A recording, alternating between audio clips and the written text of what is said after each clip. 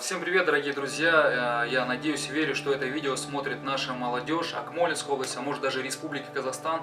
Я хотел бы обратиться ко всем вам, и студентам, и школьникам. Наверняка вы сейчас находитесь на таком пути, что становление личности, вы выбираете, чем заниматься. И многие окружающие вас люди, друзья, родственники, родители, знакомые, соседи, не знаю, говорят вам: занимайся этим, иди туда, займись этим.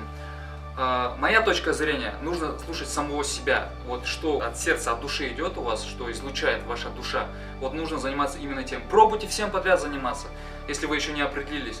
Обязательно выберите свой путь, свою стезю, чем вы будете в дальнейшем заниматься. Идите к цели, добивайтесь вершин, всегда, никогда не останавливайтесь. Выбирай именно то, что тебе не нравится, не занимайся бесполезными вещами.